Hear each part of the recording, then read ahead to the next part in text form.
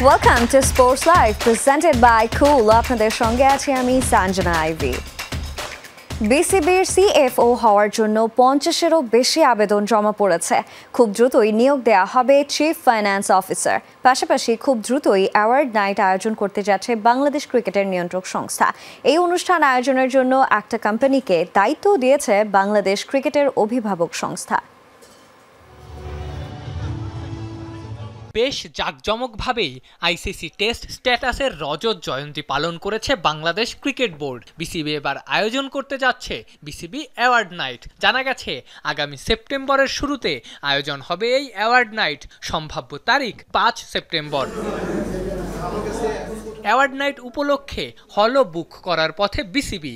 এমনকি এই অনুষ্ঠান আয়োজনের জন্য একটা কোম্পানিকে দায়িত্ব দিয়েছে বাংলাদেশ ক্রিকেটের অভিভাবক সংস্থা, যেখানে ক্রিকেটারদের পাশাপাশি স্বীকৃতি পাবেন আম্পায়ার, গ্রাউন্ডসম্যান, এমনকি গণমাধ্যম কর্মীরাও। অ্যাওয়ার্ড নাইটটা ডেফিনেটলি হবে এবং অ্যাওয়ার্ড নাইটের মাধ্যমে আমরা যারা কন্ট্রিবিউট করেছে গত একটা বছর, প্রত্যেকটা বছরই বিভিন্ন ক্ষেত্রে যারা কন্ট্রিবিউট করেছে তাদেরকে স্বীকৃতি দেওয়া, তাদেরকে পুরস্কৃত করা, এটা হবে ইনশাআল্লাহ। ওটার কি ডেট একটা করা হয়েছে, বাট এটা ফাইনাল করা হয়নি এখন। একটা ব্যাপার আমি যেটা জানতে পেরেছিলাম যে আজকে সিএফও নিয়োগ নিয়ে আপনারা একটা সিদ্ধান্তে এসেছেন। ওটা হবে ইনশাআল্লাহ। জানা গেছে 50-এর বেশি ক্যান্ডিডেট বিসিবির সিএফও হওয়ার জন্য আগ্রহ প্রকাশ করেছেন। দ্রুতই তাদের ইন্টারভিউ নিয়ে নিয়োগ দেয়া হবে বিসিবির চিফ ফাইন্যান্স অফিসার।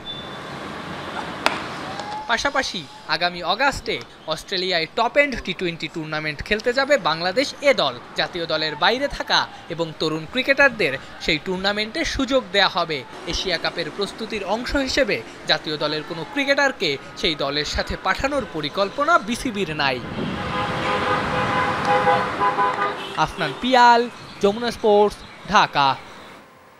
বোর্ড সভাপতি আমিনুল ইসলাম বুলবুল সবাইকে স্বাধীনভাবে কাজ করতে দিচ্ছেন, এমনটাই মত cricket operations chairman Nazmul Abedin ফাহিমের। বিসিবিকে ঘিরে নানা পরিকল্পনা সভাপতির, এমনকি তৈরি করতে চান প্লেয়ার সিলেকশন প্যারামিটারও। সাবেক বিসিবি সভাপতি ফারুক আহমেদের বিরুদ্ধে অনাস্থা দেখিয়েছিলেন বিসিবির প্রায় সব পরিচালক, যার নেতৃত্বে ছিলেন cricket operations chairman Nazmul Abedin Fahim. পরবর্তীতে সভাপতির পদ হারান ফারুক আহমেদ। সভাপতি বদলের প্রায় 2 মাস পেরিয়েছে। পরিস্থিতি কি বদলেছে? পরিচালকরা কি এখন স্বাধীনভাবে কাজ করতে পারছেন, নাকি এখন চলছে আমিনুল ইসলাম বুলবুলের স্বেচ্ছাচারিতা? আমি বিং প্রেসিডেন্ট, ফাহিম ভাই এখানে ক্রিকেট অপারেশনসের হেড আছে, কখনো আমি ইন্টারফেয়ার করিনি এখনও।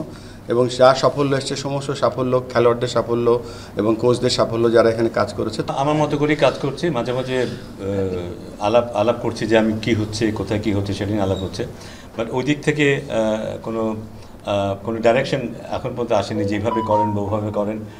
আমি ওইটা ফিল করিনি যে আমাকে কারো ডিরেকশন অনুযায়ী কাজ করতে হচ্ছে। বাট আমি নিজের থেকে মাঝে মাঝে আলাপ করছি যে ভেতরে কি হচ্ছে বা না হচ্ছে সেই সব নিয়ে আলোচনা, মাঝে মাঝে কিছু অ্যাডভাইস দরকার হলে সেটা নিচ্ছি। আমিনুল ইসলাম বুলবুলের পরিকল্পনায় উন্নত হয়েছে আফগানিস্তানের ক্রিকেট কাঠামো।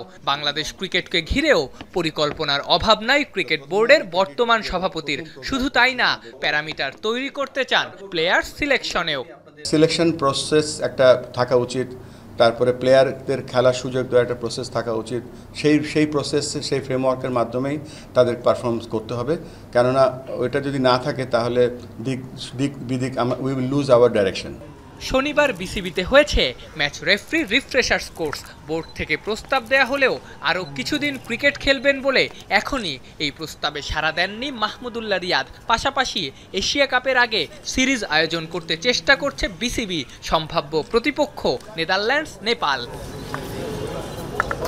আফনান পিয়াল, যমুনা স্পোর্টস, ঢাকা। বিসিবিতে আয়োজিত হয়েছে ম্যাচ রেফারি ট্রেনিং ও ওয়ার্কশপ। বিসিবির আম্পায়ার্স কমিটির এই আয়োজনে উপস্থিত ছিলেন সভাপতি আমিনুল ইসলাম বুলবুলও। 2 দিনের বিশেষ এই আয়োজন শুরু হয়েছে শনিবার। সব মিলিয়ে 30 জন সাবেক জাতীয় ও প্রথম শ্রেণীর ক্রিকেটার এই আয়োজনে অংশগ্রহণ করেছেন। আব্দুর রাজ্জাক, হাবিবুল বাশার সুমনের মতো সাবেক ক্রিকেটাররা এই আয়োজনে অংশ নিয়েছেন। আরও কিছুদিন ক্রিকেট খেলবেন বলে এখনই ম্যাচ রেফারি ওয়ার্কশপে যুক্ত হননি মাহমুদুল্লাহ রিয়াদ। বিসিবি সভাপতির চাওয়া, এখান থেকে বের হবে শরফুদ্দৌলা ইবনে শহীদ সৈকতদের মতো আম্পায়ার, নিয়ামুর রশিদ, রাহুলের মতো ম্যাচ রেফারি। অবশ্যই বাংলাদেশ ক্রিকেটের ভালো মানের ম্যাচ রেফারি তৈরি করার সাথে সাথে ইন্টারন্যাশনালি যাতে আমাদের ম্যাচ রেফারিরা আরও ভালো করতে পারে তার সেই পথ অলরেডি আমাদেরকে সৈকত দেখিয়ে দিয়েছে, রাহুল দেখিয়ে দিয়েছে, গাজী, সোহেল, ম্যাক সুমন সবাই, এবং মেয়েদের মধ্যে জেসি এবং জেসিও করছে এই কাজগুলো। তো এই যে আমাদের এই যে উন্নয়নের ধারাটা ম্যাচ অফিসিয়াল যে ম্যাচ এটার একটা বড় অংশ আজকে আমরা আরেকটা লেভেলে যাচ্ছি এবং দেখে ভালো লাগছে যে আমাদের সবকিছু সামনের দিকে এগিয়ে যাচ্ছে আল্লাহর রহমতে। টেস্টে সর্বোচ্চ রানের মালিক হতে সচিনের চেয়ে 2512 রানে পেছনে আছেন জো রুট। ভারতের বিপক্ষে ওল্ড ট্রাফোর্ড টেস্টে রিকি পন্টিংকে টপকে শীর্ষ রানের তালিকায় এখন 2-এ আছেন এই ইংলিশ তারকা। এখন পর্যন্ত 157 টেস্ট খেলা 34 বছর বয়সী রুট কি পারবেন সচিনকে টপকে ইতিহাসের সেরা হতে? অফ স্টাম্পের বাইরে করা কাম্বোজের বলটা পয়েন্টের দিকে ঠেলে দিতেই প্রায় 20,000 সমর্থকের উচ্ছ্বাস, করতালির শব্দে মুখর ওল্ড ট্রাফোর্ড ক্রিকেট গ্রাউন্ড। ততক্ষণ যে রিকি পন্টিংকে টপকে টেস্ট ইতিহাসের দ্বিতীয় সর্বোচ্চ রানের মালিক বনে গেছেন জো রুট। ঠিক তখন কমেন্ট্রি বক্স থেকে রুটের এই রেকর্ড গড়ার কীর্তি বলছিলেন খোদ পন্টিং। চোখের সামনেই নিজের রেকর্ড ভাঙতে দেখেছেন এই কিংবদন্তি অজি তারকা। রুটের সামনে আকাশ ছোঁয়ার হাতছানিটা ছিল আগেই। বুমরাকে বাউন্ডারি হাঁকিয়ে রাহুল দ্রাবিড়কে ছাড়িয়ে যাওয়ার পথে স্পর্শ করেন জ্যাক ক্যালিসের রেকর্ড। পরের ওভারে সিরাজের বলে সিঙ্গেল নিয়ে টপকে যান ক্যালিসকেও। বনে যান টেস্ট ইতিহাসের তৃতীয় সর্বোচ্চ রান সংগ্রাহক। সামনে থাকা পন্টিংকে স্পর্শ করতে তখনও দরকার 90 রানের। রেকর্ড গড়া 38তম সেঞ্চুরির পথে রুট ছুঁয়ে ফেললেন সেই মাইল ফলকও। কুমার সাঙ্গাকারার টেস্ট ইতিহাসে চতুর্থ সর্বোচ্চ সেঞ্চুরির রেকর্ডে ভাগ বসানোর পর পন্টিংকে 3-এ পাঠিয়ে সর্বোচ্চ রানের মালিক হিসেবে 2-এ নিজের নাম লেখান এই ইংলিশ তারকা। অবশেষে 150 রানে থামেন রুট। তবে টেস্ট ক্যারিয়ারে এখনও তার সামনে লম্বা এক পথ। সামনে এখন শুধুই একজন, 22 গজের মহাতারকা সচিন টেন্ডুলকার। রানের ব্যবধানটা 2512। সচিনের রেকর্ড ভেঙে রুট কি হতে পারবেন লাল বলের ক্রিকেটে ইতিহাসের সেরা? ক্রিকেট দুনিয়ায় সবচেয়ে বড় আলোচনা এখন এটি। বয়সটা 34 পেরিয়েছে 6 মাস আগেই। খেলছেন 157 নম্বর টেস্ট। রুট যে ছন্দে আছেন, ইতিহাসের সেরা হওয়ার পথটা খুব একটা কঠিন নয়। তবে সে পর্যন্ত খেলা চালিয়ে যাবেন তো তিনি। মানসিক অবসাদ কিংবা হুট করেই ক্রিকেট ছেড়ে দেওয়ার ইতিহাসটা নতুন নয় ইংলিশদের জন্য। তবে সেই পথে পা না বাড়ালে ক্রিকেটের বনেদি ফরম্যাটের শ্রেষ্ঠত্বের মুকুটটা মাথায় নিয়েই হয়তো 22 গজকে বিদায় বলতে পারবেন জো রুট। হাসান আল মারুফ, যমুনা স্পোর্টস। রাসেলের ব্যাট হাতে অস্ট্রেলিয়ার জার্সি গায়ে দ্রুততম সেঞ্চুরির নতুন ইতিহাস গড়লেন টিম ডেভিড। ক্যারিবিয়ান বোলারদের বেধড়ক পিটুনিতে 11 ছক্কার ঝোড়ো ইনিংসে মাত্র 37 বলে সেঞ্চুরি হাঁকালেন ডেভিড। 6.5 ফুট উচ্চতার দানবীয় এই ব্যাটারের দাপটে ম্যাচের সাথে সিরিজও জিতল অস্ট্রেলিয়া। জন্ম সিঙ্গাপুরে, গায়ে অস্ট্রেলিয়ার জার্সি আর হাতে আন্দ্রে রাসেলের ব্যাট। লক্ষ্য 215, ওয়ানডে নয়, ম্যাচটা টি20। সেন্ট কিটসের ওয়ার্নার পার্কে ক্যারিবিয়ানদের বিপক্ষে এদিন রীতিমতো সাইক্লোন হয়ে দাঁড়ালেন টিমোথি হেইজ ডেভিড। 11 ছক্কা আর 6-4-এ অজিদের জার্সিতে লিখলেন 37 বলে সেঞ্চুরির নতুন ইতিহাস।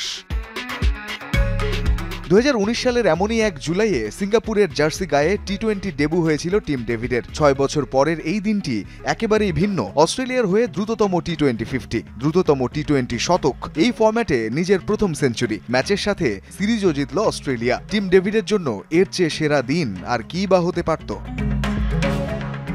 ফ্র্যাঞ্চাইজি লিগে টিম ডেভিডের গায়ে লেগেছে পারফেক্ট ফিনিশার তকমা। অস্ট্রেলিয়ার হয়ে এদিন 5 নম্বরে নেমে সেই দায়িত্বটাই কাঁধে নিয়েছিলেন ডেভিড। শাই হোপের অপরাজিত 102 রানের ইনিংসে তার আগেই যে রান পাহাড় গড়েছিল ক্যারিবিয়ানরা, সেটা টপকাতে হোপের মতো সেই 102 রানের অপরাজিত ইনিংসই খেললেন টিম ডেভিড। তবে পার্থক্যটা গড়েছেন স্ট্রাইক রেটে। 8-4 আর 6 ছক্কায় হোপের লেগেছে 57 বল, যা 20 বল কম খেলেই এদিন করে দেখিয়েছেন প্রায় 6.5 ফিট উচ্চতার এই দানবীয় ব্যাটার।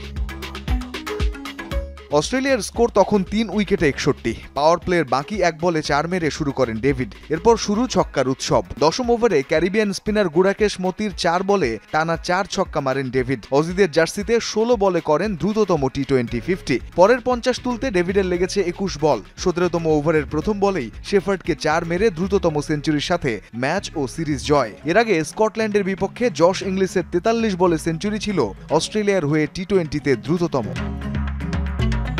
ক্যারিবিয়ানদের মাটিতে টিম ডেভিডের ছক্কা ঝড়ে মিশেছিলেন আন্দ্রে রাসেলও। ম্যাচ শেষে ডেভিডই জানিয়েছেন 1 বছর ধরে রাসেলের এই ব্যাটটা সঙ্গে রেখেছিলেন তিনি। বড় লক্ষ্য তাড়ায় নেমে এদিনই দ্রেরাসের ব্যাটটা ব্যবহারের উপযুক্ত সময় মনে হয়েছে টিম ডেভিডের কাছে। এর আগের ম্যাচেই রাসেল বিদায় নিয়েছেন আন্তর্জাতিক ক্রিকেট থেকে। তার স্মরণেই যেন এই বিধ্বংসী ইনিংস। রঞ্জন শান্ত, যমুনা স্পোর্টস। চূড়ান্ত হয়েছে এশিয়া কাপের ভেন্যু ও সময়, তবে এখনও প্রকাশিত হয়নি টুর্নামেন্টের সূচি। আগামী 9 সেপ্টেম্বরে আরব আমিরাতে পর্দা উঠতে যাচ্ছে এবারের আসরে, চলবে 28 সেপ্টেম্বর পর্যন্ত। সামাজিক যোগাযোগ মাধ্যমে এক পোস্টে বিষয়টি নিশ্চিত করেন এশিয়ান ক্রিকেট কাউন্সিলের চেয়ারম্যান মহসেন নাকভি। সাম্প্রতিক সময়ে ভারত ও পাকিস্তানের রাজনৈতিক দ্বন্দ্বে এশিয়া কাপ নিয়ে আয়োজন সংকট তৈরি হয়, তবে সকল প্রতিবন্ধকতা পেছনে ফেলে ঢাকায় অনুষ্ঠিত এসিসির এজিএম থেকে আসে আশার আলো। এবার সেই ধারাবাহিকতায় এশিয়া কাপ আয়োজন নিয়ে এলো স্পষ্ট বার্তা।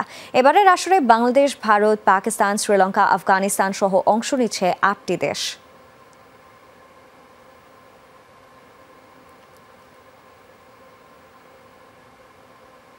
কার রেসিংয়ে নেমে ভয়াবহ দুর্ঘটনার শিকার হয়েছেন রেসার অভিক আনোয়ার।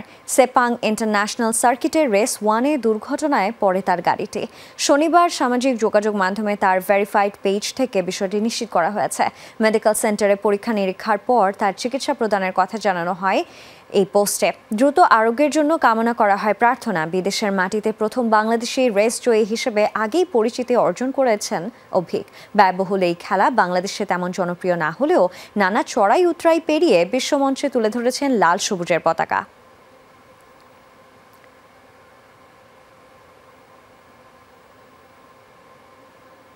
শুরু হয়েছে অনূর্ধ্ব 21 হকি বিশ্বকাপের ক্যাম্প।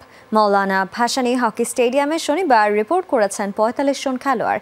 অবাক করার মতো বিষয়, বাংলাদেশকে যুব হকি বিশ্বকাপে তোলা কোচকে ডাকা হয়নি ক্যাম্পে। প্রস্তুতির অংশ হিসেবে এশিয়া ও ইউরোপের একাধিক দলের সাথে ম্যাচ খেলার পরিকল্পনা হকি ফেডারেশনের। গেল ডিসেম্বরে যারা যুব হকি বিশ্বকাপে খেলার গৌরব অর্জন করেছিল, এবার তারা সেই স্বপ্ন সত্যি করতে ক্যাম্পে যোগ দিল। শনিবার 45 জন হকি স্টেডিয়ামে রিপোর্ট করেছেন। রবিবার প্রথম অনুশীলন, নভেম্বরে ইন্ডিয়াতে মিশন হকি যুব বিশ্বকাপ। আপাতত দেশি 2 কোচের অধীনেই প্রস্তুতি শুরু করলেও 1 সেপ্টেম্বর যোগ দেবেন ডাচ কোচ সিগফ্রাইড অকম্যান। সবশেষ তিনি কাজ করেছেন ওমান জাতীয় দলের হয়ে। এছাড়া প্রস্তুতির অংশ হিসেবে এশিয়া ও ইউরোপের একাধিক দলের সাথে ম্যাচ খেলার পরিকল্পনা রয়েছে হকি ফেডারেশনের। আমরা 2টা জায়গায় চেষ্টা করতেছি, একটা হলো এশিয়ার মধ্যে, একটা প্রথম প্র্যাকটিস ম্যাচ, একটা ইউরোপে। গত বছর জুনিয়র হকি এশিয়া কাপে পঞ্চম হয়ে প্রথমবারের মতো বিশ্বকাপে জায়গা করে নেয় বাংলাদেশ, যার কৃতিত্ব অনেকটাই বিকেএসপির কোচ মওদুদুর রহমান শুভর। অথচ জুনিয়র বিশ্বকাপ হকির অনুশীলনে এই কোচকে ডাকাই হয়নি। বিশ্বকাপ শুরুর 4 মাস আগে অনূর্ধ্ব 21 দলের প্রস্তুতির ব্যবস্থা করল ফেডারেশন। অনেক দেশ শুরু করেছে 1 বছর আগে। আরেকটু আগে সময় পেলে ভালো হতো, বাট যেটুকু সময় পাওয়া গেছে, মানে যদি প্রপারলি কাজে লাগানো যায়, প্ল্যানিং করে, অবশ্যই ভালো ফল পাওয়া সম্ভব।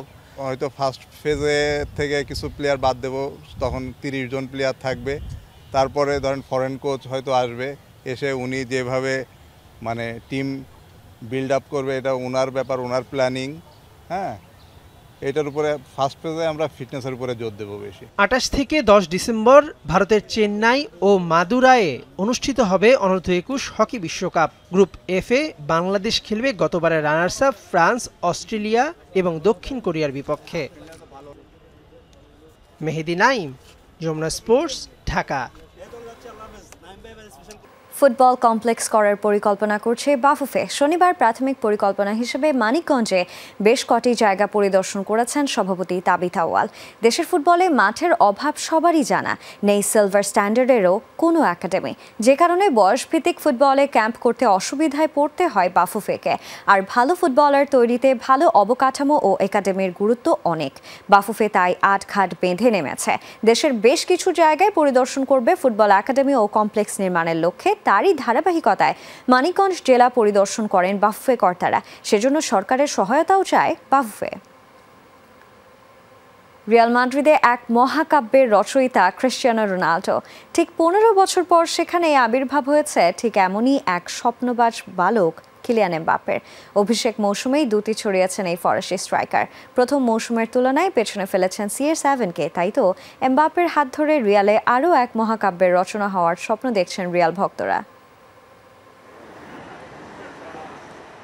স্বপ্নের ক্লাব রিয়াল মাদ্রিদে যোগ হওয়ার পর থেকেই কিলিয়ান এমবাপ্পের সাথে তুলনা করা হচ্ছিল ফুটবল সুপারস্টার ক্রিস্টিয়ানো রোনালদোর। তবে CR7-কে গুরু মানলেও রিয়ালের জার্সিতে ফরাসি স্ট্রাইকারের প্রথম মৌসুম শেষ হওয়ার পর জোরালো হয়েছে সেই আলোচনা। আর অভিষেক মৌসুমেই দুর্দান্ত এক গল্প লিখেছেন এমবাপ্পে। সেই গল্পে রোনালদোকে পেছনে ফেলেছেন এই ফরওয়ার্ড। শৈশবের স্বপ্নের আঙিনায় এক স্বপ্নবাজ বালকের শুরুটাও হয়েছে রূপকথার গল্পের মতো। ম্যানচেস্টার ইউনাইটেড ছেড়ে 2009 সালে রিয়ালে পাড়ি জমান ক্রিস্টিয়ানো রোনালদো। সেখানে লিখেছেন এক মহাকাব্য, বনে গেছেন সর্বকালের সেরাদের একজন। রিয়ালের জার্সি গায়ে ফুটবলের সর্বোচ্চ পুরস্কার জিতেছেন 4 বার, সর্বোচ্চ গোলদাতা, টানা 3 বার চ্যাম্পিয়ন্স লিগ জয়ের পাশাপাশি গোল সংখ্যার সব রেকর্ডই নিজের করে নিয়েছেন CR7। ঠিক 15 বছর পর এমনই এক স্বপ্নবিলাসী বালকের আবির্ভাব ঘটে রিয়ালে, যাকে গুরু মেনে শুরু হয় ফুটবলের যাত্রা। শীর্ষে শুরুটাও হয়েছে গুরুর মতোই। রোনালদোর এই জায়ান্ট ফুটবল লেগেসির থেকে যোজন যোজন দূরে থাকলেও প্রথম মৌসুমে গুরুর মান রেখেছেন এমবাপ্পে। মাঠে নামার আগে একজন ফরওয়ার্ডের স্বপ্নই থাকে প্রতিপক্ষের জালে বল জড়ানো। সেই গোলের হিসাবে রোনালদোকে পেছনে ফেলেছেন এই ফরাসি স্ট্রাইকার। অভিষেক মৌসুমেই 44 গোল করেছেন তিনি। এমবাপ্পের থেকে 24 ম্যাচ কম খেলা রোনালদো করেছিলেন 33 গোল। গোল করানোর দিক থেকে আবার এগিয়ে আছেন পর্তুগিজ স্ট্রাইকার। রোনালদোর 10টি গোল করানোর বিপরীতে এমবাপ্পে করিয়েছেন 5টি। নিজের অভিষেক মৌসুমে দলের সর্বোচ্চ গোলদাতা হয়েছেন দুজনই। তবে এমবাপ্পে এক মৌসুমে 7টি ভিন্ন প্রতিযোগিতায় গোল করে ক্লাব ইতিহাসে গড়েছেন অনন্য রেকর্ড। ব্যক্তিগত হোক কিংবা দলীয়, ট্রফি জেতার দিক থেকেও এগিয়ে আছে শীর্ষ। প্রথম মৌসুমে শূন্য হাতে শেষ করেছিলেন রোনালদো। অন্যদিকে এমবাপ্পে জিতেছেন 2টি শিরোপা। পাশাপাশি লা লিগায় সর্বোচ্চ গোলদাতা হয়ে পিচিচি ট্রফি ও ইউরোপিয়ান গোল্ডেন বুট জিতেছেন এমবাপ্পে। রিয়াল মাদ্রিদের ইতিহাসে অভিষেক মৌসুমে সবচেয়ে বেশি গোলের রেকর্ডও এই ফরাসি স্ট্রাইকারের দখলেই। তাই তো প্রথম মৌসুমের বিবেচনায় এমবাপ্পের হাত ধরে রিয়ালে আরও এক মহাকাব্যের রচনা হওয়ার স্বপ্ন দেখতেই পারেন রিয়াল ভক্তরা। রিয়ান রাফতি, যমুনা স্পোর্টস। আর এই ছিল আজকের স্পোর্টস লাইভে। এতক্ষণ সঙ্গে থাকার জন্য সবাইকে ধন্যবাদ। আল্লাহ হাফেজ।